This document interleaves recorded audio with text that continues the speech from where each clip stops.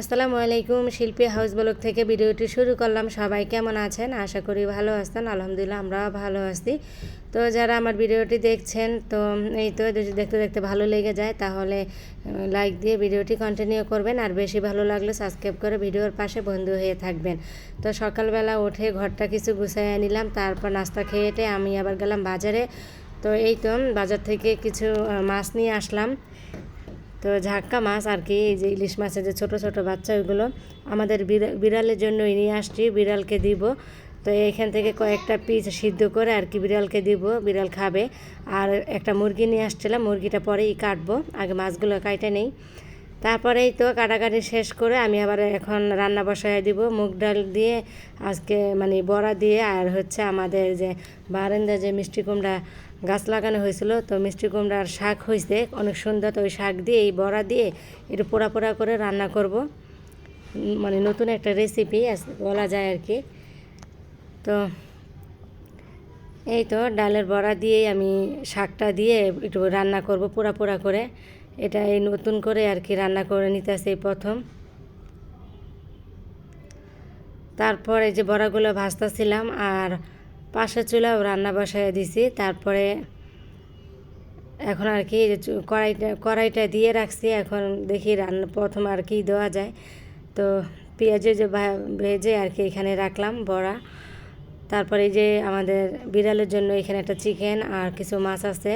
তারপর যে ডিম দিয়ে আর হচ্ছে ডাল আর আলু দিয়ে একটা রেসিপি করব, নতুন একটা রেসিপি। আর এখানেও এটা নতুন, বড়া দিয়ে শাক দিয়ে তো আমি কখনো রান্না করিনি, আজকে এই প্রথম রান্না করে নিতেছি। তো শাকগুলো অনেক সুন্দর, যেহেতু আমাদের আর কি নিজের হাতে লাগানো গাছের আর কি শাক, এই যে মিষ্টি কুমড়ার শাক এটা। তো ওই শাক পাতাটা দিয়ে দিলাম সুন্দর করে বড়ার উপরে, আর অল্প একটু পানি দিয়ে দিব যেন শাকটা সিদ্ধ হয়ে যায়। শাক তো এমনিই নরম, তো পানিটা অল্প করে দিব। তো এই তো বড়ার তরকারিটা হয়ে গেছে। আর হচ্ছে এইখানে আবার ডিম দিয়ে ডাল আর হচ্ছে আলু দিয়ে সুন্দর করে রান্না করে নিলাম। এটাও নতুন করে রান্না করলাম, এই রান্নাটা এর আগে আমি কখনো করি নাই। তো দুটোটাই এই প্রথমবারের মতো রান্না করলাম, নতুন নতুন রেসিপি করলাম দুইটা। তারপরেই তো আর ফুলকপি আলু দিয়ে ঝোল করলাম। তো রান্না বান্না শেষ হলো, আর এখন চুলাটা আমি একটু ধুয়ে টুয়ে মুছে নিব, মানে চুলাটা মাজা কিন্তু হয়েছে, তো এখন একটু মুছে নিতেছি। তো আমি প্রতিদিন ভিডিও দেই না, 2-1 দিন পর পরে আর কি দেই। তারপরে এখন চুলাটা আর কি মোছা আমার শেষ। তারপরে চারপাশে দেওয়ালগুলো মুছে নিতেছি, টাইলসগুলো। এগুলো তো যে যখন মানে বড়া ভাজি তখন তেলের ছিটা যায়, তো এগুলো প্রতিদিনই মুছতে হয়। তারপরে যে স্ট্যান্ডগুলো লাগিয়ে নিতেছি। তারপরে এখানে আবার বেসিনে কিছু থালা বাসন আছে, এগুলো এখন ধুয়ে নিব। তো চুলাটা আমার পরিষ্কার করা হয়ে গেছে, থালা বাসনগুলো ধোয়ার পর রান্নাঘরটা পরিষ্কার করব।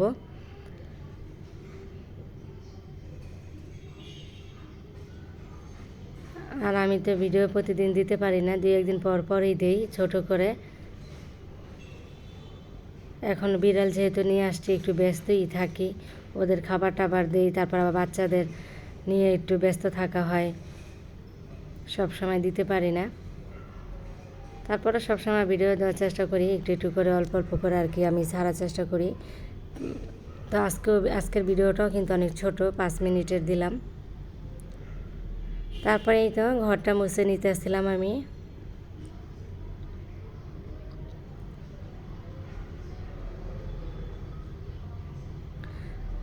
ঘরের কাজকর্মই আর কি দেখাই, প্রতিদিনই একই কাজ ঘুরে ফিরে দেখাচ্ছি। আর আমাদের তো ঘরের কাজকর্ম প্রতিদিন করি, তাই প্রতিদিনই আর কি দেখাইতে হয়। তারপরে এইটা ছিল দুপুরে। তো দুপুরে এই তো মানে হঠাৎ করে বৃষ্টি চলে আসলো, তারপরে ভাবলাম যে একটু ভিডিও করে নিই, অনেকদিন পরেই বৃষ্টি আসছে। আর কয়েকদিন না এত গরম পড়ছিল, তো বৃষ্টিটা আসাতে ভালোই লাগলো, গরমটা মনে হয় একটু কমবে। তারপরে এটা ছিল সন্ধ্যার পরেই আমি একটু মোমো বানাচ্ছিলাম, অনেক দিন পরেই মোমো বানাতে বসলাম।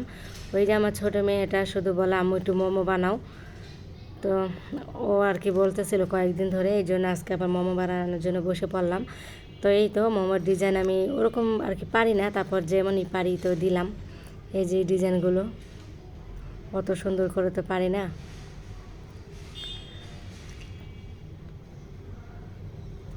এই যে এভাবে আর কি দিয়ে দিলাম। আর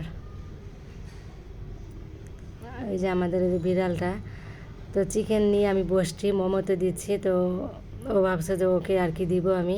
ও চিকেনটা বারবার নেওয়া যায়, এরকম অবস্থা, মুখ লাগানোর চেষ্টা করে, তো আমি ওর কাছ থেকে আর কি চিকেনটা সরাইয়া রাখলাম।